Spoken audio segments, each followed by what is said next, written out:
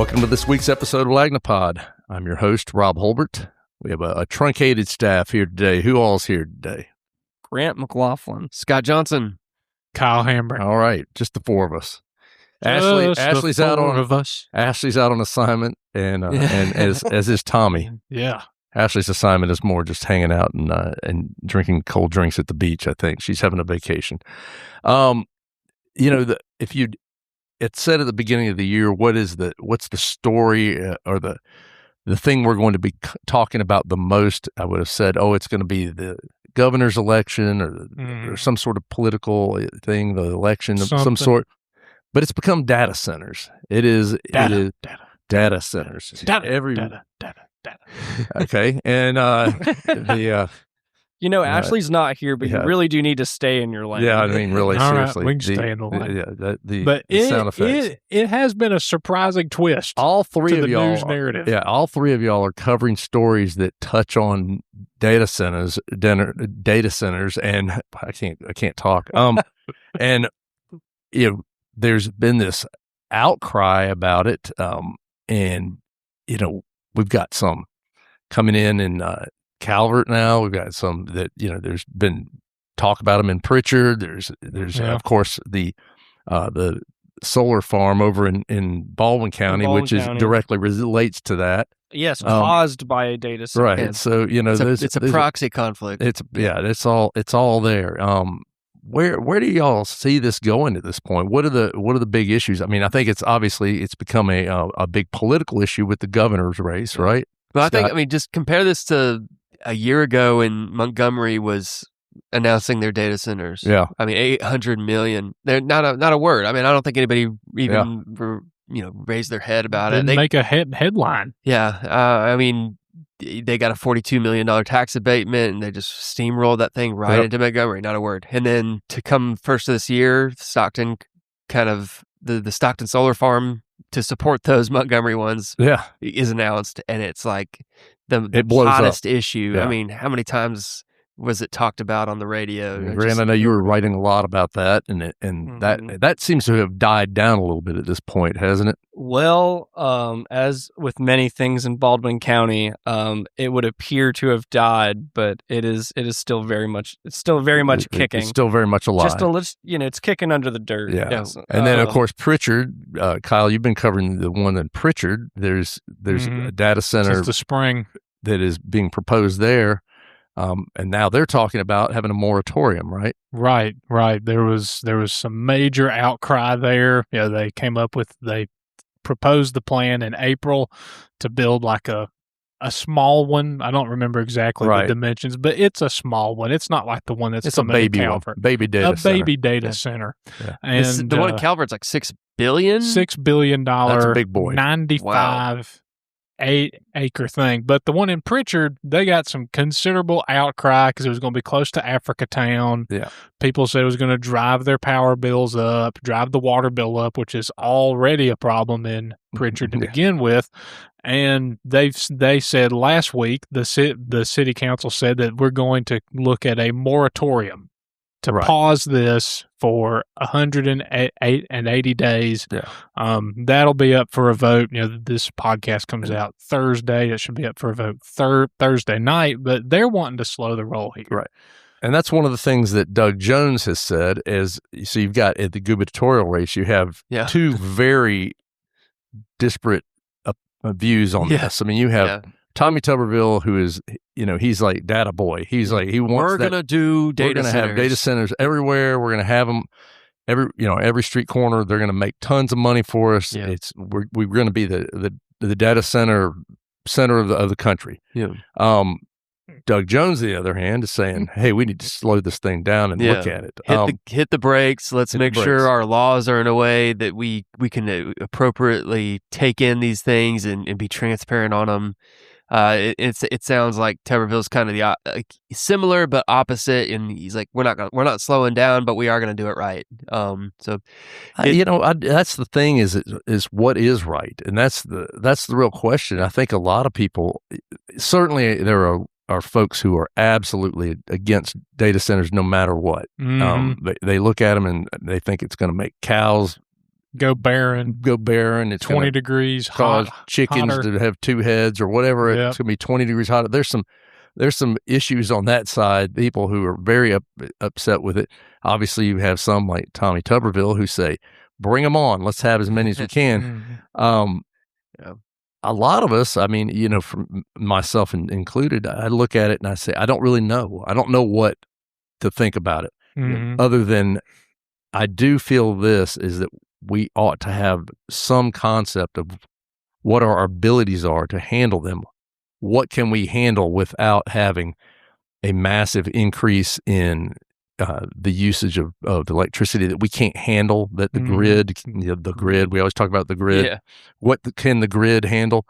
I was listening to a show the other day about one that is coming into Louisiana, and it will basically be, I think it said it would be 6 square miles, and would use just the building. The buildings would be 6 square miles is how large it said it would be, and that it would use 4 times the electricity that New Orleans uses. The entire city of New Orleans.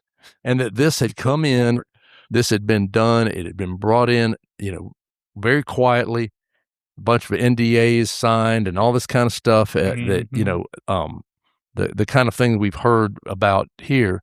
Also huge abatements, huge tax abatements over there to bring it in. But, their governor, the politicians there are super excited about it. They said this is going to bring a ton of money to the state. But it is one of these things that happen. And I mean, it is sort of a jaw-dropping number to think 4 times the amount of electricity that the entire city of New Orleans uses. Do How they does have that a million happen? people in New Orleans? It's a big city. I don't think the city proper does, but I think the greater area does. Yeah. And it's a big area. I don't, but you look at that and say, is that something that could happen here? Yeah. And would that be something we could handle? Yeah. I don't know. We got a picture of that Tuesday. Sorry, I'm getting my days mixed up. When the Calvert thing, the massive one that's coming to Calvert, came back up at the county commission. The county commission asked some folks from the power company, from South Alabama utilities to come in, which would do the water. And they said, that there would be no extra cost to the ratepayers, in the area for this, that the data center would have to do all of the upgrades to the grid if there need to be. They didn't go into that if there need to be upgrades. They also said that it would use about as much water every day as a 50 lot subdivision. Right. And they didn't seem too worried about that. And it would provide about 250 jobs, correct? 250 permanent jobs, 1,000 for the construction. Right. The guy from the water company said that they have a well in the area that puts out 1.7 million gallons of water per day. So they're not worried about it from a water standpoint. Yeah. They would have to build something for the sewer, just for the office. But I think we're about as water rich an area as you can be. I mean, I think there is a lot of water. Water is not the major concern to me for our area, because we do have so much water here. But the big issue is when you use that much electricity, what is the result? I don't know what that is. I don't know what is Alabama Power's capacity to handle this, and because nobody really says. Yeah.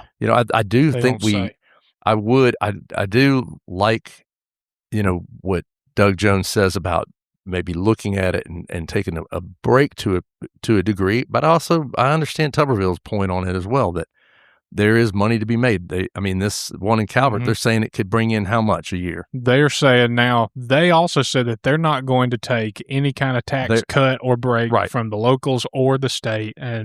Which is the first time anybody's ever said that in the history of Alabama. Very newsworthy. That there is news. Yep. Yeah. Montgomery got $42 million in tax credits. Right. So these guys are saying, we don't want your stinking tax cuts. We don't need your tax cuts. And that they are going to pay I think it was like $49 million in property taxes that would go to the county every year, and then $50 million that would go to the schools every year. They say that's like half $1,000,000 for every school in the county. That's a lot of money, and that's a big change. It's compelling. It is compelling, especially without the tax abatements. Yeah, and I mean, is it again? You get back to this bottom line on it is. If it doesn't make the cows go infertile, if it doesn't cause frogs to have two heads or the temperature to rise 20 degrees, is this actually a cleaner industry than maybe or maybe it's being portrayed as? I mean, obviously, there's the power usage. I mean, that's a big issue. Mm-hmm. And you got the noise factor. I don't know what the noise is. I don't know about the noise. I don't know what the noise factor is either. Yeah. People say there's a bunch of noise, but I don't know what the noise is. You know, is it? A lot of that stuff might be outdated too. I mean, a million little guys with hammers pounding out data. I don't know. I don't know what is it. It's the fans. It's the fans. Yeah. Yeah. So, but I mean, again, the technology is developing so fast, and that's something Tuberville has said is all the hiccups in criticisms. Look, you just take all these old mattresses you see on the side of the road and tape them to the outside of the building. Boom, problem solved. Quiet data center. That is an Alabama solution. There's a solution right there. Duct tape them. It could end up being on the state to actually find out how noisy it's going to be. Well, these would be things that would be nice to know, right? Exactly. And deliberated in the public. That's the thing that's the part that I think causes some of this trouble is they're not coming here and saying, okay, this is going to be X decibels at 100 yards away. You're going to have this many decibels of noise. We're going to use this amount of electricity, and the grid can handle 3 times that amount. So we're not bumping up against the grid. We're not going to have to destroy the grid or whatever we do to the grid. The federal government actually does those reports whenever they build anything at all. Like the military, for example, when they do anything with Air Force bases, they provide a public review period that will tell you exactly how far out the noise will go from whatever they're going to do. Well, this is the breakneck speed of this stuff, and that's the talk of it. That's when you get Tuberville saying, bring them on, we're going to do them, we're going to get data centers everywhere we can. Do you end up at a point where you have all of this stuff, so many of them that come in, that you create problems you didn't anticipate because you didn't plan ahead? You didn't say we have this much capacity for this. I would like to just know that. I think it would be good. And I also do want to, not to say in any way, shape, or form that I think AI is not here to stay or that it's going to go away, but you do see things where, again, I brought it up before. Uber and Walmart, once they started charging actual price for those things, for what their usage, for AI usage, they dropped their AI usage because they blew through their entire year's budget for that in a quarter. And all of a sudden, they revamped what they were doing. If all of a sudden people were being charged much more for AI, and would it be as useful? Would people need as many data centers? I don't know. Those are things we have to figure out. Kind of to go back a second, the act of like retroactive regulation is a big concern in Baldwin County. It's one of the main concerns for the energy sector developers. The people concerned with the energy sector developers in Stockton.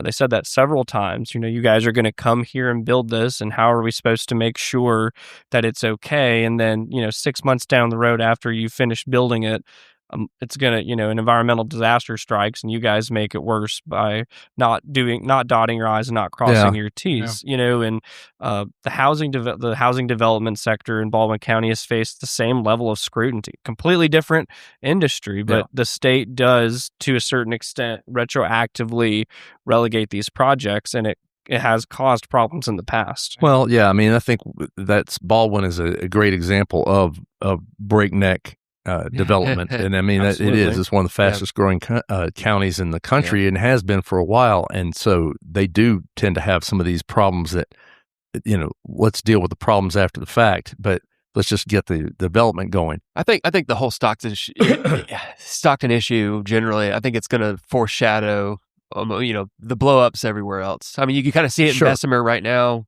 Some of the same kind of elements with the issues in Stockton and solar farm are now being fought out with the Bessemer data center, where there's, the city council had signed NDAs, and they basically agreed to like destroy documents if they. I mean, that's the thing you really run into issues with when these stories start coming out, as you're pointing out, that you hear, oh, well, you got a signed NDAs. We can't talk about this, and we need you to destroy documents after the fact so that that people can't see them. Yeah. Well, that doesn't make anybody feel very comfortable that this is above board in any capacity. I mean, it certainly would give me pause to say, oh, well, yeah, I'd like to have somebody next door to me that has everybody sign an NDA and destroys any documentation that might prove that there's a problem at some point. Great. Where's the pen? Let's sign up for it. It does. Great. That issue is one. They're going to have to deal with it. It's a hot button, man. And like Stockton passed zoning ordinance to try and stop this solar farm. And again, I think it's a proxy war. It's not apples to apples exactly, but right. I mean, people are willing to go and fundamentally change how their community works to try and fight this stuff. Mark Cuban recently was talking about data centers. He said data centers is actually this proxy war for classism. People upset with the elite tech bros and stuff. So, and I think that's interesting. I don't think there's any. I think there's probably some truth to that. Yeah. There is. It does look like one of these things where it's like it's being shoved into your community. It's from a bunch of guys who live out in California and make billions of dollars, and they come and say, let's put all this stuff in Alabama because they don't care about any of these things, and they don't have much zoning, and they'll just take whatever we give them. Yeah. And I'm sure there's some of that. I'm sure there's definitely. I mean, I would feel that way a little bit if it was coming near my house, and they've got enough money. They got to be here. They've got enough money to push it on I mean, the amount of mailers that got sent out in Stockton trying to make this a property rights issue. You're going to see that with the data centers. If there's that was an example of unreported campaign, election spending as well. Yeah, I mean, you're going to see it acts like that across the state, where these data centers and all these people are going to be piling behind the property rights arguments. I mean, that's what they're. I mean, I just can't help but feeling that if we don't at least take stock of what we have and make it public, and that the governor, that the legislature ought to say, we need an accounting of what we have and what we can handle here, and before we just say let's open one up in every community, because while Tommy Tuberville may want to be the data center capital of the country, if you get overbuilt with this and we can't handle it, and it suddenly falls on everybody, and you say, well, yeah, your electricity's gone up 3 times, but hey, your schools are getting more money. That's fantastic. But what if you're somebody who doesn't have anybody in the schools? What if then makes your property. I mean, I know the arguments that will be they'll be thrown out there, but still, I mean, we ought to have some ideas of what's going to happen first. This would be something great for our newly grown Public Service Commission to look into. Well, and these are issues that I think absolutely, and that's one of the things that in the story that I was listening to about in Louisiana, exact same kind of thing. Basically, their Public Service Commission just didn't get involved, was part of the letting it get done, part of helping it happen. Wow. And those are things that, with this expanded new PSC and the energy and the czar. Coming energy czar that you would think that hopefully that would be some of it. Thought should happen, and the lawmakers here put it into effect. So hopefully this is something they're studying up on. Yeah, I would hope so. Hopefully. All right, well, we're going to take a quick break right here, and we will come back and talk a little bit about the golden the golden age task force here, or whatever they're called. We'll be right back.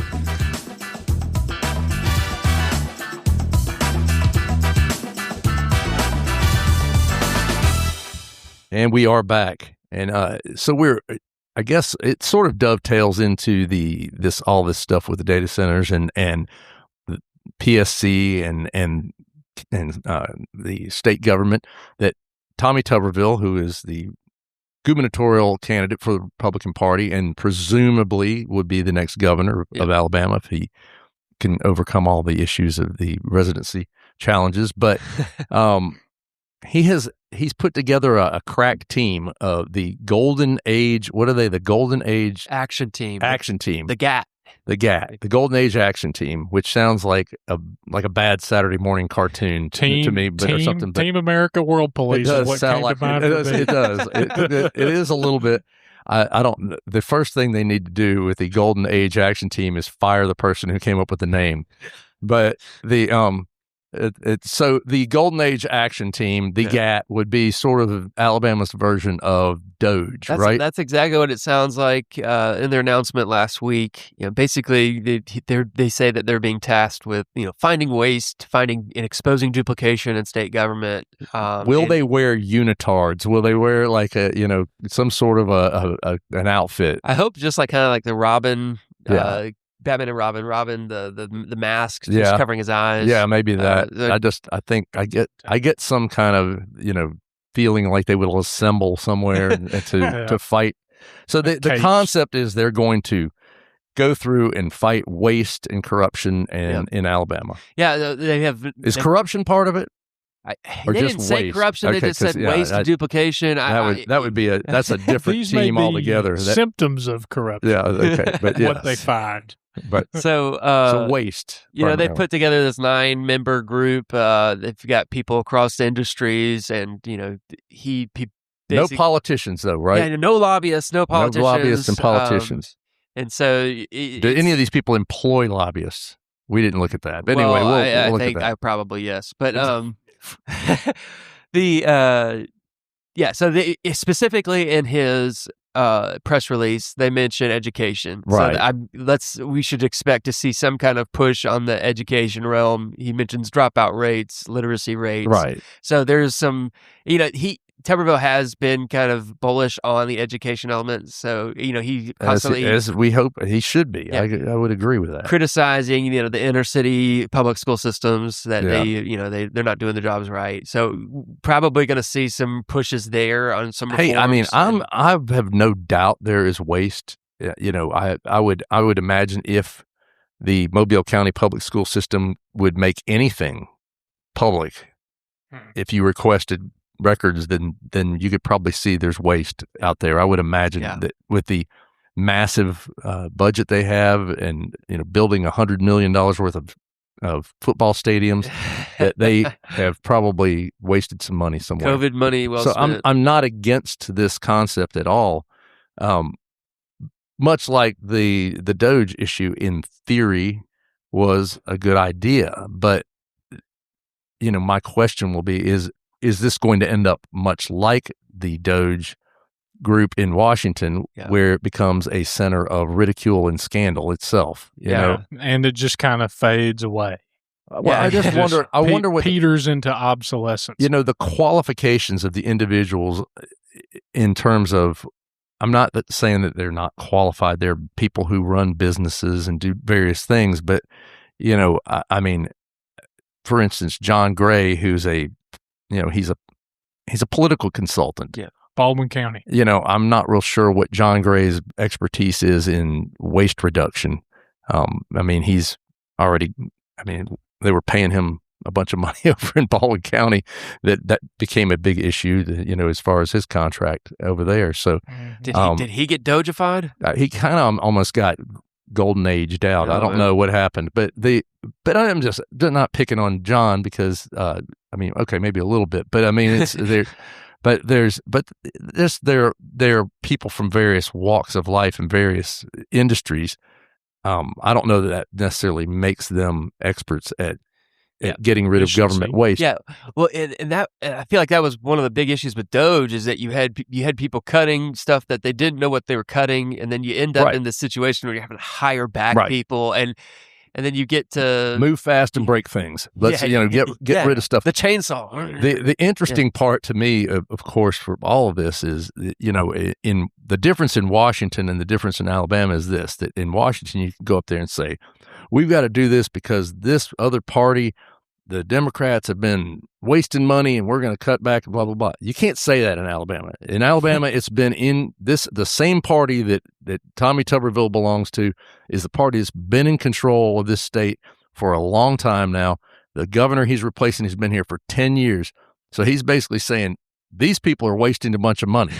These people that are there right now are in control and they're wasting money. Yeah, and we're going to come in and we got to figure out what they're doing. Right. What? Yeah. Huh? Somebody wake me all up. I'd like to see the Nathaniel Ledbetter's Speaker of the House, his reactions to the. It seems like a slight, backhanded slight to all those people. I'm all for it. If they want to see where money's being wasted, get that Public Service Commission to open up the books and let's look at what Alabama Power's doing. Let's see if seven people now. Let's go to the University of Alabama. I wrote 20-something stories about money being wasted there. Nobody did anything about that. There's a blueprint right out there. I mean, I've got stories galore about people who are getting paid for years, for a year or so after they retired. Chancellors giving millions of dollars they weren't required to. There's tons of money being wasted. Go look at Auburn. There's money being wasted over there. Yeah.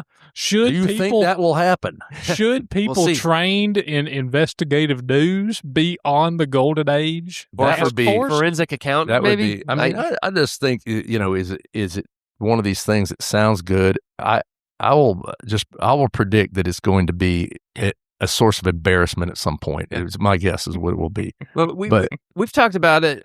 You've mentioned it before. I mean, like, especially when he first announced that he wanted to be governor, it's like the good qualities of Tuberville would be like, he probably has the personality, the caliber to shake things up. And I think that's the attractive thing for someone, let's shake things up, let's get things moving. And we've had a comatose mayor for a governor for a decade. Yeah. I mean, we have for a decade, we've had somebody who doesn't say, probably her strongest quality is that she doesn't speak in public very often. So she doesn't make a fool out of herself as often as she could.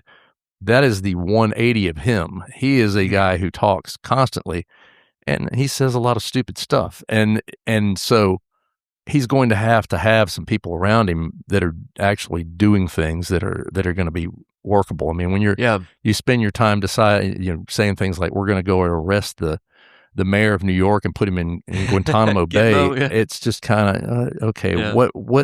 Where's this coming from? Yeah. But it's going to be interesting. I mean, even just on the backdrop of Ivy using her supreme executive authority to remove Kent Davis. I mean, like if he is looking to shake things up, I mean, just possibilities. I mean, how many people could he remove if he's really, I wonder how many uses of supreme executive authority we're going to start to see. I mean, I think it could be pretty fascinating, but we'll be looking for the GAT to get after it here and see what they've got going on. They do know that's like that acronym just spells out like a nickname for a gun, right? Yeah, right. Like, I know. If that's the point, then that's just. I don't know if they thought about the acronym version. I think eventually they'll just become like the Golden Corral action team and just go and meet and have salad or something, and I don't know, who knows what, but. We'll see what happens. We will see what happens. Kyle, you had a very interesting story this week with a guy who is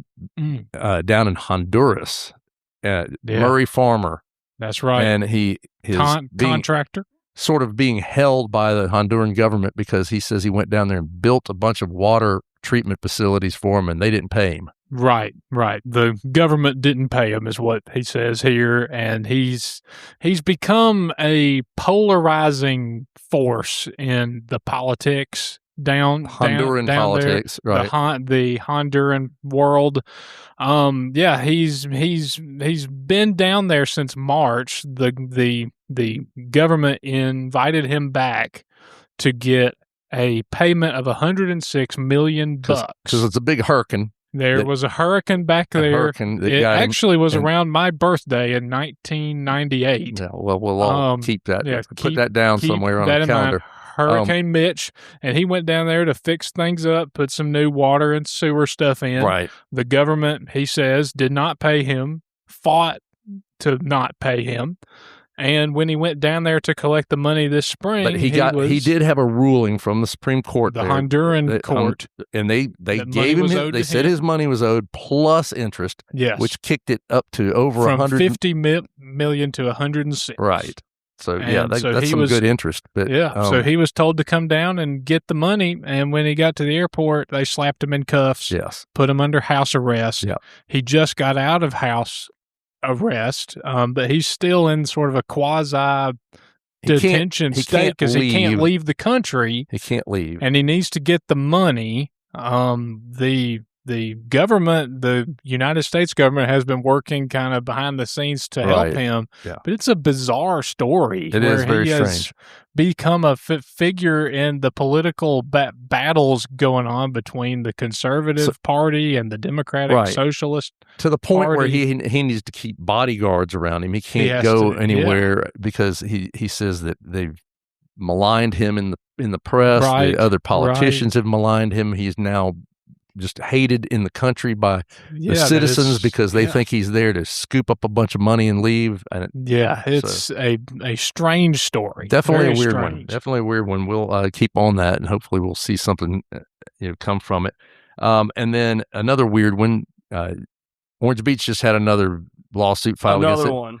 And of all the strange things, it's a guy suing them because he was run over on the beach by a lifeguard. Yes. So the city of Orange Beach is yet again beleaguered by another lawsuit. And this guy. If you haven't sued Orange Beach today, get after it, folks. Yeah, seriously. It could be our next more law firm. But so this guy is sitting on the beach with his wife in July 2024. It's about 3:30 in the afternoon. It's probably really sunny. It probably looks really good. And then an F-150 is sliding across his pelvis. Mark Kellerman is claimed that a lifeguard employed by the city of Orange Beach got into his vehicle on the beach and then just didn't look around, turned and ran him clean over, but missed his wife somehow. Yeah. She had to watch the whole thing. So this guy, now, I mean, the devil's advocate here, and I did see somebody make a comment about this. He waited 2 years to file suit. Yeah. So was that explained in any way? Well, you can kind of draw conclusions, but he does not outright explain the delay. So it would appear that he was trying to get some sort of insurance claim through his motor insurance provider, which is based in Georgia, the same state that he lives in. And it apparently didn't work out because the insurance provider is also named as a defendant in the lawsuit. Gotcha. And then so here we are near the statute of limitations, I'm sure, at 2 years, and it's time to file a lawsuit. Yes. Now, that's a weird one. Yeah, the city of Orange Beach does know about this one. They've been served with it. Previous lawsuits, they declined to comment because they had not yet been served with it, but they're reviewing it. They haven't filed anything in court in response yet, but it'll probably go something like a motion to dismiss. Of course. Yeah. Well, we'll see where it goes. And then finally, the buses are going to be a little bit delayed, right, Kyle? Yeah. If you're standing at the bus stop, keep standing because the new we still have buses. Right. They're the old wave ones. You're not going to see the new the second line transit. You're not going to see the newly dubbed second line transit. Right. Until probably sometime in September. They said between after Labor Day and the end of the month. So who knows when it's only about a month delayed or so. Right. On this thing. Yeah. Right. And they said that was prompted by, the public is still having a hard time grasping what they're trying to do. So if a bus showed up, they wouldn't know that's the bus to get on. I don't know what. Something to do with routes, something like that. Gotcha. And they also were going to spend a lot of money to wrap some buses that they were going to have to get rid of. So they wanted to stop that because that would be makes good sense. Golden Age Task Force case. They'd be all over there. Yeah. They'd be all over it. The Golden Age Task Force would assemble. And the signal would flash on the horizon. They would slide down the pole or whatever it was they've got to do. It's like a bat symbol, but it's Dumbo. Yes. Yeah, it's something, a symbol. So that's why you're not going to see the new buses for a while. All right. Well, that's all we've got this week, folks. We will be back next Thursday with the next episode of Lagnia-POD. Thanks so much for listening to us. Y'all have a great week.